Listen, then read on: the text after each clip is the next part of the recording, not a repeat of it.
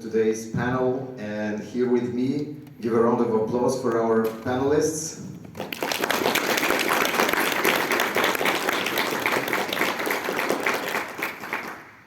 We have Taran Matharu, who started sharing his work on Wattpad, and all of a sudden became a viral sensation and a best-selling writer. So here's a good success story that you can do it if you're persistent in doing what you love. We have Cinda Williams Chima, author of the Heir Chronicles, Seven Realms, Shattered Realms series as well. And we have Kevin J. Anderson, contributing to the Dune universe created by Frank Herbert, Star Wars, The X-Files, but also author of Saga of the Seven Suns and many, many more. So without further ado, once again, please put your hands together for our guests.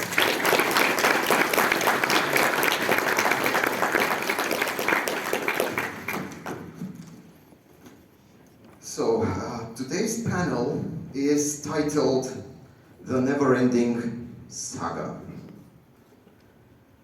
And my first question is, should there be something like a never-ending saga? Is there a story that has meant to go on forever?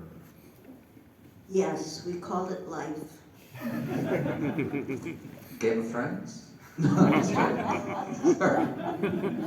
Couldn't help myself. Well, that's the never-finished saga, not the never-ending saga. So, you know, there are a couple of different things. As I have committed several trilogies, and I've also done some much more extensive series. And I think I like the form of a trilogy. It's a beginning, a middle, and an end. It's a nice. What I don't like is the beginning, the middle, the end, a grand climax, and then it ends up selling a lot of copies, and they realize, oh, I can do another one, because that doesn't fit structurally.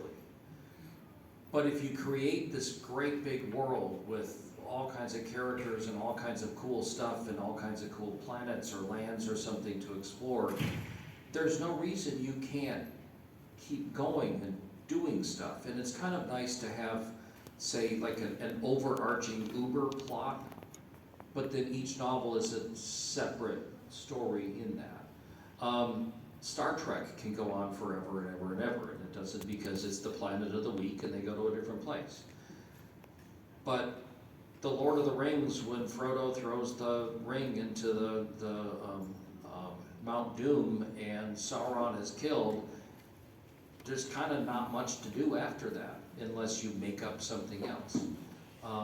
So I like them both, but you kind of need to pick which one you're doing from the start. If you've got a trilogy and you ended your trilogy, then you don't get to do a never-ending story after that of the same books. Unless you're writing a trilogy and it doesn't fit. And then you have what Well, do you call don't, it, you don't outline. I don't outline, We know no, which I have discovered is a major handicap. It's worse than a broken ankle. Yes, worse than a broken ankle when it comes to writing, especially because I have found that when you don't plan everything, you get along about in book 3 and you're like, dang, if I knew this was going to happen, I would have set it up better in book 1.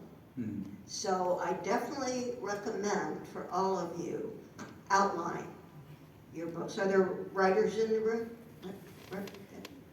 And again, don't be shy. And don't break your ankle. And don't break your ankle. I mean, I totally agree with everything you guys said, but I come from, my first book that was published, I serialized it on Wattpad, but it was supposed to have an ending, and it was supposed to have a sequel, and it was supposed to have a third book. So I never intended it to be a never-ending story, as you described. But what I would say is that there are many stories on Wattpad and another website called Royal Road Legends. Has anyone here heard of Royal Road Legends at all? I'm just curious. All right, well, at least one person has. So Royal Road Legends is kind of like Wattpad, but the demographics are very different. Wattpad is primarily younger women, teenage girls. Royal Road Legends is primarily adult men, maybe a few teenage boys, but mostly adult men. And what we found on Royal Road Legends is that some of these stories genuinely are never ending. And I run a publishing company that specializes in a genre called lit RPG, where a huge portion of Royal Road Legends books are within that genre. And we picked up a series called Azeroth Healer that was literally so long that it's still being written. And we worked out that what's written so far will be 12 books, and it will continue to be more and more books. And so I think there's a difference between, say, someone who's making their money through Patreon, which is where you upload a new chapter every week and people subscribe and they know that they're going to get something to read. And those stories really do go on forever, or people are just doing it for fun. But when you're commercializing something, when you're packaging something up, when you're creating a product and you're creating something that people are used to, I think it does end up being compressed into these digestible chunks. But I do think that the best stories have a beginning, middle, and an end, and they do end, because you need an ending or you never get satisfied. Thanks. Well, but I wanted to put, with the Never-Ending Story, that's just, and I wrote a bunch of lit RPGs, and that's just people doing interesting things on and on and on. It's not, we are building toward defeating the villain to end. Or, like, I'm intrinsically ingrained that there is a plot structure and it's all supposed to build toward a climax. If you're reading the Never-Ending Story, especially a lot of lit RPG and the Royal Road stuff, people are just entertained to keep reading it and keep reading it. And that's why, like, He Who Fights with Monsters is 7,000 pages long and stuff. I just go, but he's just having one adventure after another, after another, after another, after another, and you could cut any of them out. But that is entertaining. Yeah. But literature-wise, I like there to be a beginning, middle, and an end. I like to know if I'm on a quest that I'm actually going to get to the place with the magic sword, or get to the but those are actually two different types of audiences and why they read it. And there are a lot of video games where you just want to play it, keep playing it, and you don't care where you're going because it's fun to just shoot the aliens and stuff. So See, it's just like life. It's just not nearly, life is not nearly as entertaining. well, but there's a point, because this right now obviously is the climax of my life. Being here with us? Yes. Okay, all right. And I It's would all say, built toward this. I have hopes for more. and I would say those 12 books. All this build-up is finally paying off. Yes. But those 12 books, Kevin, they did require a lot of editing to create that beginning and middle and structure for each story. So they were major rewrites for every single one. So I agree with you. Well, and again, you can keep writing a novel with the structure that's beginning, middle, end, and satisfying, and then you pick up the next week's adventure with the same group of characters. And you can write 400 books about this band of adventurers having perfectly fun adventures, as long as each, I guess what we're looking at is that here's a little story loop and a little story loop and a little story loop, and that's perfectly fine. And especially if you're selling zillions of copies of it, you know, why yes, we do have. So at my last count, we have done 21 Dune books. So you might say that's a never-ending story. But all of those books, there are, here's a trilogy period, and here's another trilogy set in the middle, and we can just keep trilogies in. So it's never ending, but still fits the structuralist. And the other thing is, when you've gone to all the trouble of building this world, you want to keep populating it, you want to keep using it, so... Expanding the... You've done all the hard work already. Yeah, I think the best way, really, sorry, because I know you've got more questions and we've just talked about stuff. Sorry, it was a good start question, I can tell you. But I think the best way to do a serialized novel is to have a family saga. Like Wilbur Smith does it amazingly with the Courtney family. Even the Star Wars saga is about the Skywalker family. You could go. So I think like Bernard Cornwell's Uhtred series that many of you may have seen on Netflix. That is all about Uhtred. He even has a son who they call Uhtred, and he just continues on, and it's basically like they're the same character. So you know, there's ways of doing it, I think, that can make sense as well. So my next question is, if you are dealing with adventure of the week type of storytelling, anything like the Hornblower Sharp series or Flash Gordon, you name it, what's the most important element of storytelling to keep the audience engaged? Like, is it creating a charismatic main character, or is it building a magnificent, opulent world full of atmosphere that the reader just can't get enough of? What's the key to hook your audience and keep them there for as long as possible? I believe that you have to build characters that readers relate to and care about, and then they will stick with the story because they want to find out what happens. It doesn't matter how many things you blow up. You know, if your readers don't affiliate with your characters, they'll say, blow them up, go ahead. You know, I don't care. Generational sagas, like you were talking about, in my Seven Realms series, the first is Seven Realms, and it's one generation, and then the Shattered Realms is the next generation. So you have some crossover of characters for people who are looking forward to seeing those people again. But then you have a new generation that is still operating in the same world. It's like when things in the Seven Realms go from bad to worse. Well, and I mean, the key is you want to create a compelling cast of characters that people want to keep reading. And I'll go back to Star Trek again, because Captain Kirk and Mr. Spock and Dr. McCoy and Mr. Scott, like these were characters that you wanted to see every week, and you got to know them, and I could keep watching. The Enterprise goes to another planet and has a Star Trek adventure, and I'd be happy with that forever and ever. Yeah, they become part of your family in a way. But here's the problem though, and I remember the earlier generation of Star Trek writers, when they used to have a Star Trek book out literally every month, which was an episode of the week that they would do something. And the publisher, Pocket Books, their mandate to the author was that nothing could change in those books, that nothing in any one of those books could affect anything in any other book, because they felt that people just picked them up at random and would read it, and they had to be able to read any one of them. And that's great, but the problem is that means your characters can never grow, and they can never change, they can never get older, and they can never die. So that's a problem, because we like to mess things up, we like to change things, and you want Captain Kirk to get some maturity and do things, but that's really a balance. So then they changed it. So then they started having these story arcs, and Kirk's brother would do this and all this, and it did have fundamental changes to the universe, which has repercussions if you really want it to be a never-ending story, because then you got to keep track of it. And if you didn't read this book where you found out Spock had another baby or something, then that messes up the reading of the rest of it.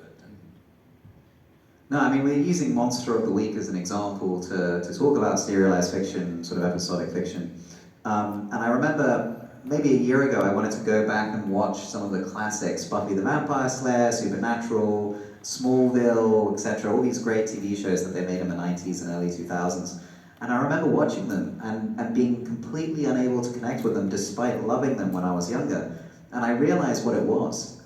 It was when you watch Supernatural, when you watch Buffy the Vampire Slayer, when you watch Smallville, the first 10 episodes are Monster of the Week with no through line, no plot, no main villain that's going to rear their ugly head at the end of the season until about halfway through. So you need to get about through halfway through the season. Buffy the Vampire Slayer, they introduce the main villain a little earlier, and then they kind of ignore him for a while.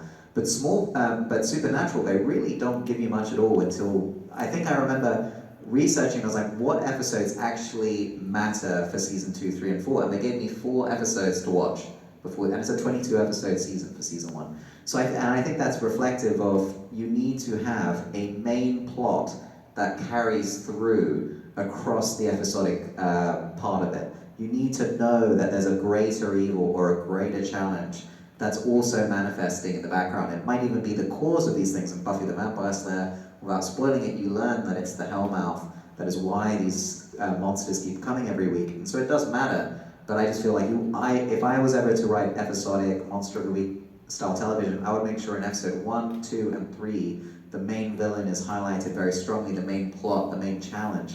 It has to stay there in the background to keep you interested. Otherwise, it's almost like that episode didn't matter because nothing of consequence happened.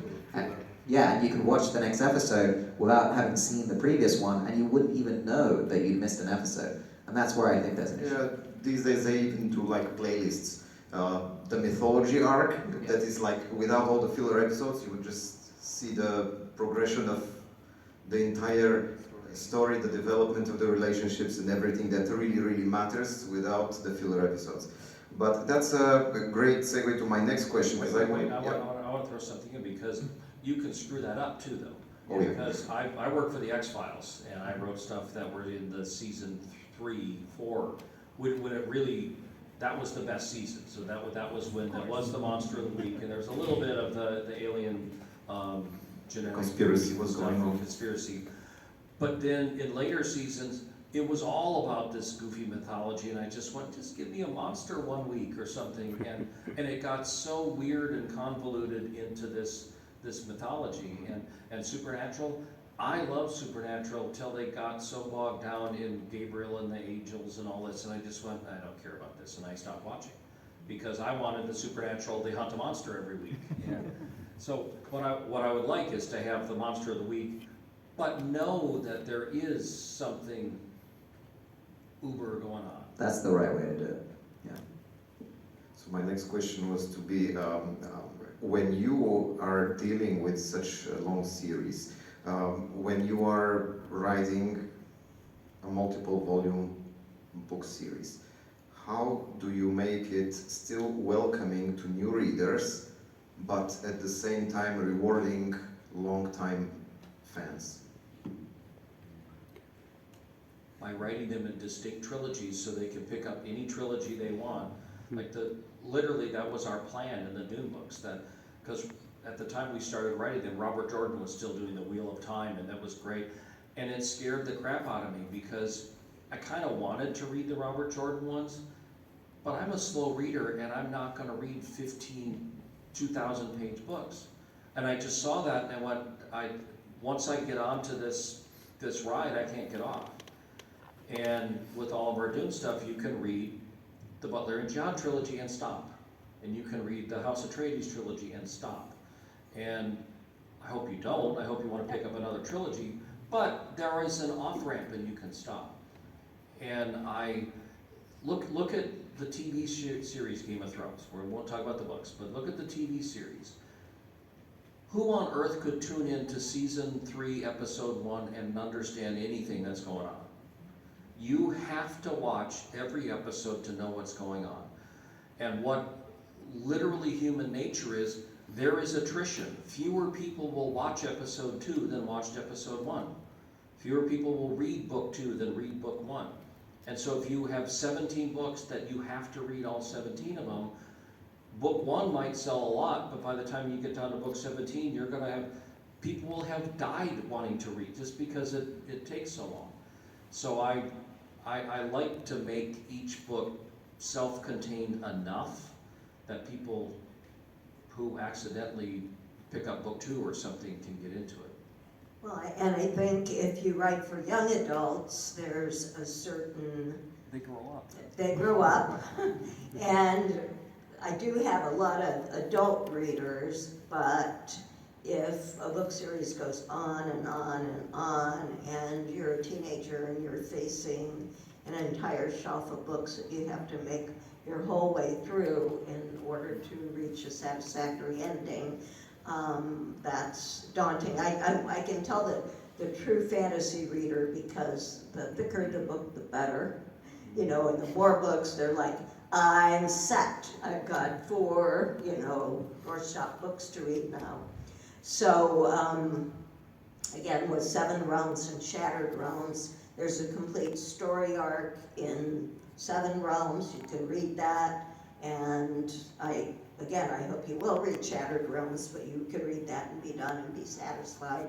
And Shattered Realms is written so you don't have to read the Seven Realms in order to make your way in the Shattered Realms. So I do think, I mean, I always think of TV way back when there were a lot of Westerns on TV, and that was pretty much the monster of the week. There would be, some challenge that Maverick or, somebody would encounter, and then it would all be wrapped up. Murder, She Wrote, same thing, a mystery every week. It would be solved and wrapped up, and the person watching knows pretty much exactly what to expect the next time.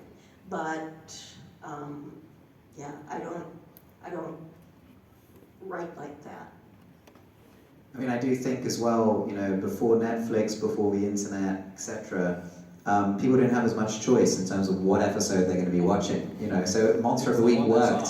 Yeah, so it worked for that reason as well. But now that we have this choice, this flexibility, you can pick which episode you want, when you want, you can pick what part of the episode you want to start on. That creates a great deal of variety. I mean, for me, in terms of, reminding people of what happened in previous books when I'm continuing, I always give a brief recap at the start of every book, through the memories of the main character. But I found it really varies by editor. So, I will have an editor who's like, I want to basically recap the entire book in great detail, and it's awkward. Like the main character is just sort of riding along, remembering what happened in the last book, but they insist on it. Others are a bit more flexible. They're like just sort of, within the first 3 chapters, kind of run through things, have them think of this character, what they're up to, what happened in the last book, etc., and make it a bit more. So it really does vary by editor. So I find it often, the less the editor cares about your book, so if they're, say, a replacement for like a maternity cover or something, it wasn't the book that they picked up, it wasn't what they chose, but they've been told this is the book you're working on this year, they're more likely to ask you for a greater recap because they don't remember the first book. They don't know. And my very first series, set in the magical world of Ohio, I wrote the first novel, and I was just so excited, I went ahead and wrote the second one. But when it came to a publisher, they said, well, let's just buy this one, and it needs to be able to stand alone, just in case it doesn't sell well and we don't publish your next book. So I wrote it as a standalone, and then I had the second book, and again it was like, well, let's just see how this goes. So what I did was I started with, I always use an ensemble cast of characters. So I started with some people that had not been introduced in the first book, and then those characters are learning what's going on right along with the reader, so a new reader could pick up the second book and know. And there are still people out there, I think, that did not read the first book, that started with the second one and just went on from there, because they wouldn't even put numbers on the books, because they didn't want to set up any expectations. Well, that's a marketing thing, but I actually cheat. I love like TV shows when that's like, here's the recap of the I literally do that. I have the story so far, and it's like 4 or 5 pages at the beginning, and it's my Saga of Seven Suns is like Game of Thrones, except I finished mine. But it's hugely complicated, but at the beginning of each book, and I gotta tell you, these are hard to write, but it is a recap of this is what you need to know, just like the scenes from last episode. This is what you need to know, and it's very dense, but it's there. And the reader, if you're reading them like one after another, you don't need that. You can skip the intro. But when they were originally published, they came out a year apart. Again, just like George Martin. They're not even laughing at that. But a year apart, so that well, maybe I do want the refresher. And by putting it in a block, they can choose to read it or Skip not. They can skip Rather it. than the guy riding the horse and go, well, let me just think about what happened in last week's Yeah, episode, that's- which yeah. is awkward and clunky. So I just like, Yeah. you know what, we're gonna be upfront, here's the summary, read it if you need it, skip it if you don't, and then I Yeah. go on. I find often wondering about what someone who isn't present is up to right now is a helpful way, because you can sort of go over what happened to them in the last book and where might they be now, I don't know. There's also a really useful crutch as well, which is when you just have a really stupid character that needs stuff, or clueless character that just needs stuff explained to them because they're so thick, and you're just like, I'm gonna tell Explain to me you. how warp drive works. Yeah, basically, that does help sometimes. You can't use it too much though. It is called a crutch for a reason. And you have to worry about the, as you know, Bob, Yeah. you know, where you have two characters providing intended for the reader, but they're talking to each other, and it's Because they clunky. both know full Yeah, well in yeah, there. yeah. Well, I want to throw in though, also, if you're gonna be writing the never-ending story and you're gonna keep doing this another after another, you gotta think ahead, and I know I've invoked, and I know George Martin, he's a friend of mine, so I'm not, but if you're going to do that, you have to turn in the next book. If you're gonna get people along to read this never-ending story, you need to keep the story going. And if you're gonna go, I'm gonna write a 15-book series, you need to write the 15 books. You don't get to write the first 7 and go, I'm bored. Or like Robert Jordan chose the wrong way to not end it, by dying. But that's, if you, of course, if it's a never-ending story where it's a monster, wherever you want. But if you're bringing people along like Robert Jordan, like Game of Thrones, we're waiting for this end. We've followed you along. You need to deliver. And one we haven't talked about is, has anybody read Terry Goodkind's The Sword of Truth books? Part of it. Well, but those are big fans, but they're kind of each just another book in that, and you don't have to read all of them. Big fan, are you?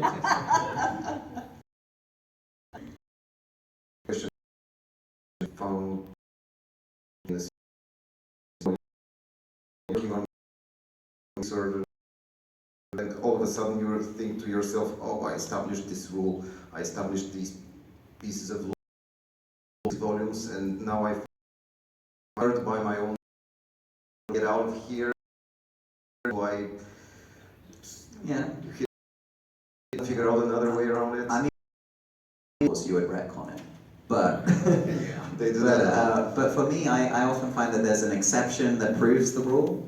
You know, or if you're a good enough writer, you will always be able to find your way to write out of a quote, especially if you plan it correctly. I've never had that issue before, fortunately. Kevin? I have a really smart character say, but Bob, it's not supposed to work that way. I know, but it really is. And then you just go from there. That's I don't know, it sounds like as you know, Bob, to me. No. Well, that was. Even Bob. But I learned it from Larry Niven, great classic science fiction writer, and I was on a panel with him, and they were talking about, well, but because we're writing hard science and science-based stuff, and if you get right down to it, like faster than light drives aren't supposed to work, but a space opera that's covering thousands of planetary systems is really boring if it takes centuries to get from one planet to the next. So you have to bend the rules. And somebody asked Larry Niven, well, how do you explain that? And he says, well, I have one really smart character say, but I don't understand how this is working, that's not supposed to work. And then you have another really smart character say, I know, but it's working and we don't understand it. And then you just go on with your story. I use that, that's a great. My next question is, when you deal with a multiple volume saga and the fans demand more, but you feel bored and you want to do something different, like, is there a middle ground? Can you keep the fans and yourself satisfied? Do you become trapped by your own success at some point? So you're writing a series and it's selling a jillion copies, but you're bored. Is that right?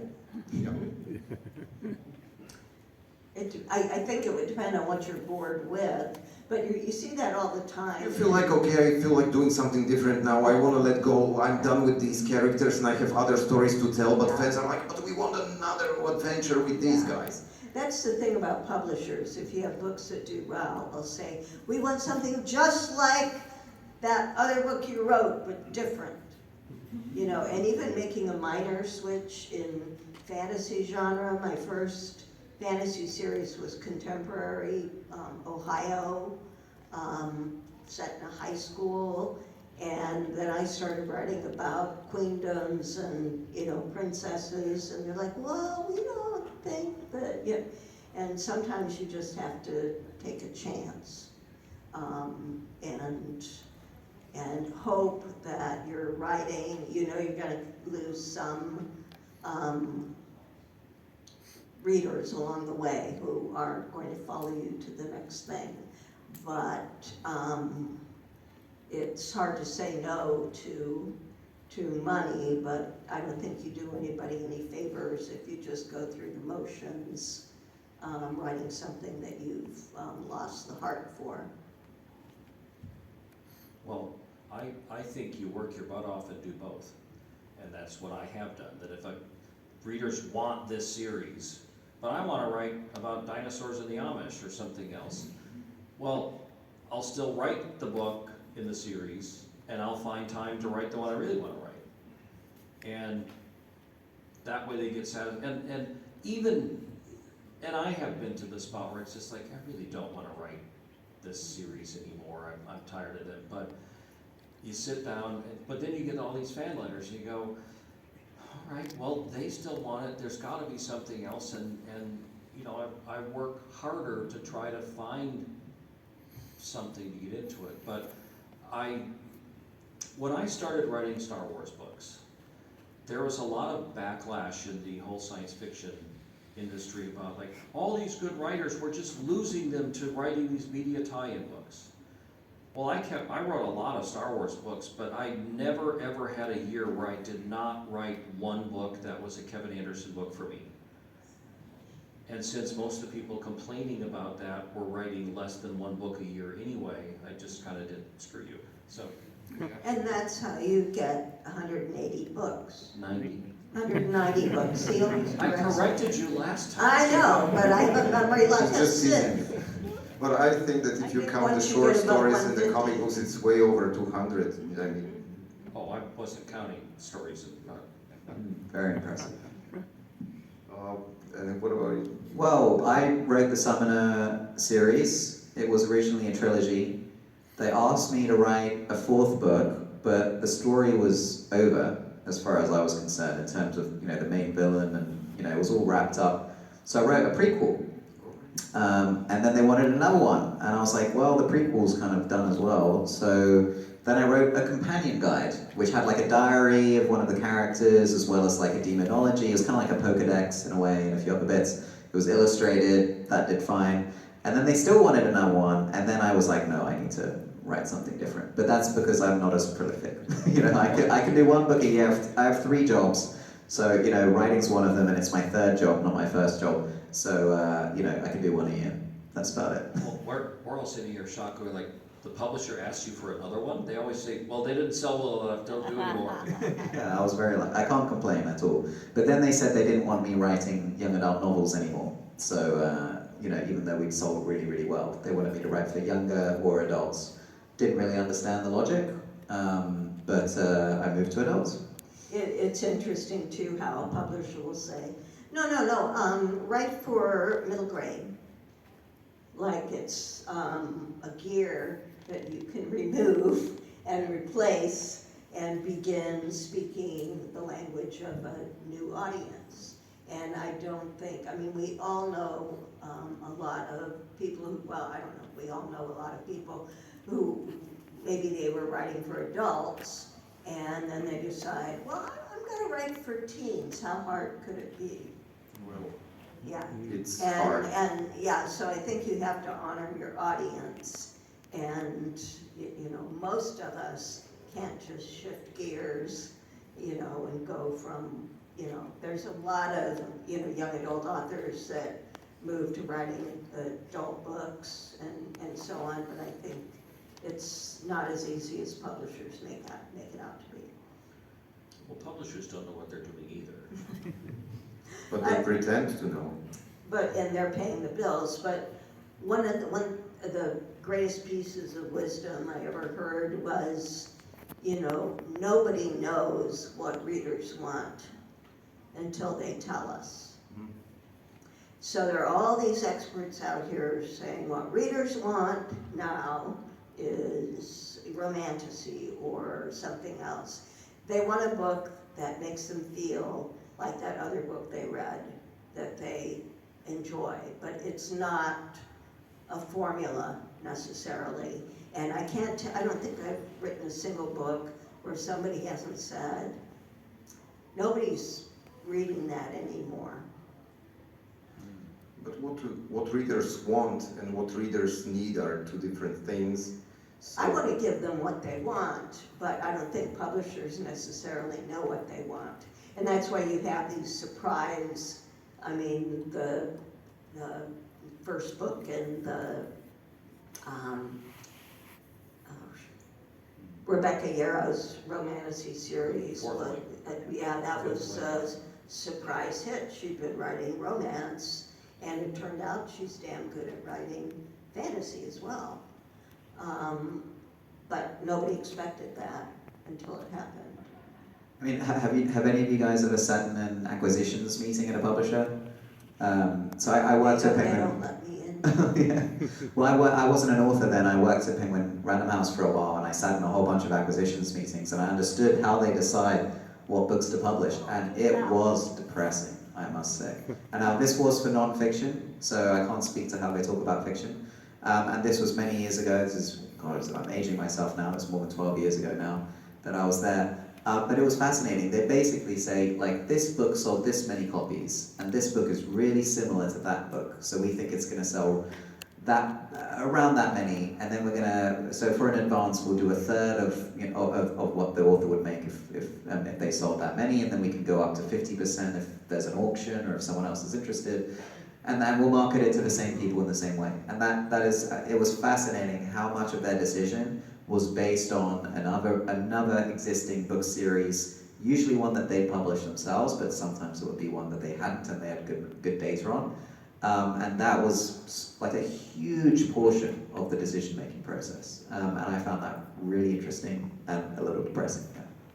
Well, but I want to jump in because you're talking about like very traditional old guard publishing, and that's sort of like the VHS tape of publishing, where we've now got streaming and ebooks and digital things. So the tools that we all have available in publishing right now are so much different from what anybody ever had. And I've sold 24 million copies of my books in normal traditional things, but I'm spending almost all of my time and making almost all of my money publishing my own stuff at my own publishing house, and I'm running Kickstarters, I have a Patreon, and I can write whatever I want, and I design the covers, and I feel like I know what my fans want to read.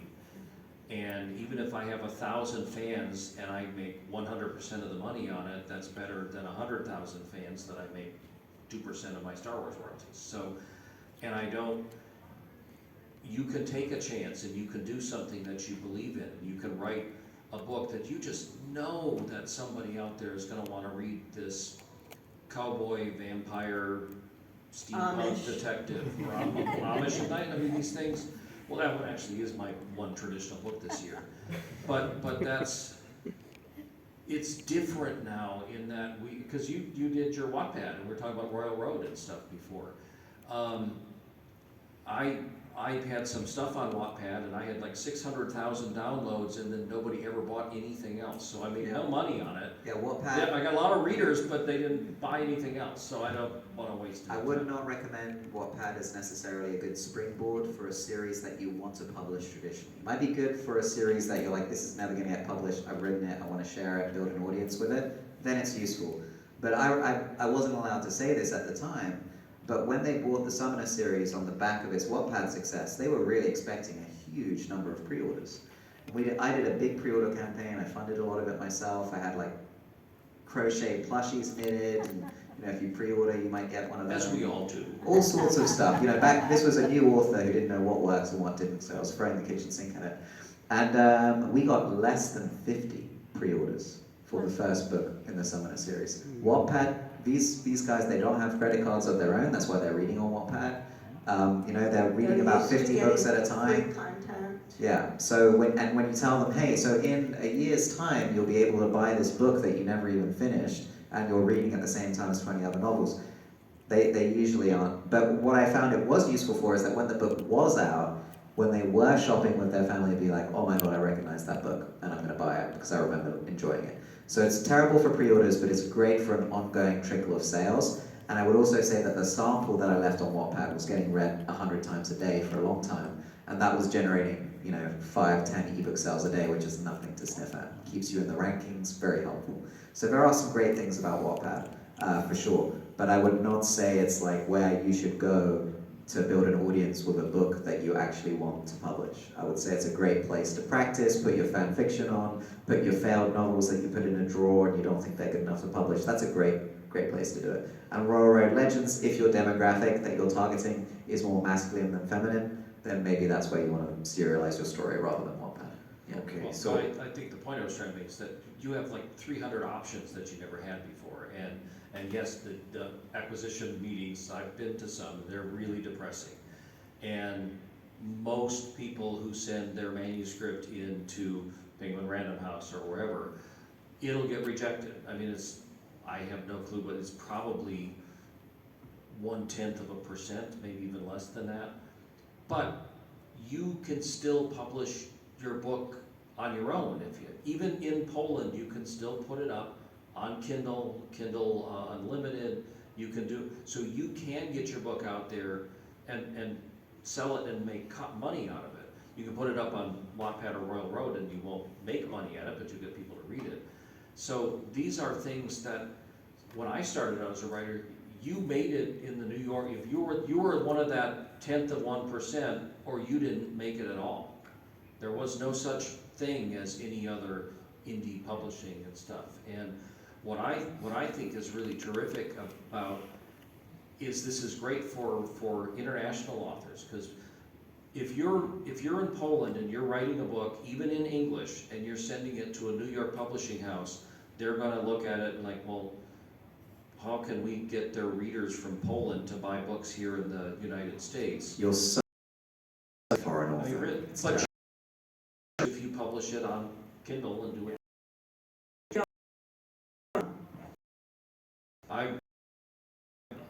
there was a time when I thought this was the most depressing time in publishing ever, because when I used to have auctions for my books, because there were 13 publishers that could bid on them. Now there are like non-compete clauses and they never bid each other. But now I think it's just the most exciting time, that everybody's got so many more options than they ever did. It's decentralizing, the oligopoly, its grip, people are moving away. Editions, like people making absolute fortunes when their publishers were taking the lion's share of everything. They do one special edition, hardback edition, and they make everything they should have made. I mean, you've clearly done a few very successful Kickstarters. It is the future. Kindle's launch it on Kindle Unlimited. Right at its peak, launch your Kickstarter special edition campaign, and there are people making way more than they would have ever made with a traditional publisher in a Barnes & Noble, traditional deal. I think that's what Rebecca Yarros did, wasn't it? That wasn't her fifth wing, her own, like it was the super deluxe sprayed edges. Yeah. I thought that was her. I don't think that was her publisher. It may well be. And then the publisher did do the fancy edition after she did the Kickstarter that just Ludo. Yeah. Okay, guys, a quick one to wrap it all up. In a perfect world, we would have all the time, but unfortunately we don't. But let's imagine that we live in a perfect world, and the three of you get to write multi-volume series together. So what would that be like? Yeah, the three of you together, you're writing it together. We need like a 3-hour meeting, I think, to discuss it. Well, and we'd have to outline. Amish dinosaurs plus... I'm out, yeah. I've never co-written one. I don't play well with others, and maybe there is a structure that would enable me to do something like that. But even, I was in a writing workshop once, and so we were all at tables, and we were supposed to write a project as a group. And this is not something that any of us are gonna say, this is not something, and still, I was like, well, no, he wouldn't do that. You know, that isn't consistent with the, you know, and I thought, you are such a control freak, you Okay. know, but, you know, maybe with the right person and no aspersions on Kevin or on you, but I would think it would be a difficult thing to do. Yeah. I mean, I did once co-write a novel with 3 other authors. It's called Project Aspire. You can read the whole thing on Wattpad. I wanted to write about sort of pseudo-historical discovery on an alien planet with like ancient religious things. So that's what my character's storyline was about. So a whole bunch of people crash land on a planet. This other guy was like a military sci-fi guy, so he just wanted guns and explosions and everything. Another guy, he was like a horror guy, so he just wanted people tortured all the time. But it works. It worked. It got hundreds of thousands of reads. So it does work sometimes. Taran, Cinda, Kevin, thank you very much for joining us. Please give a round of applause.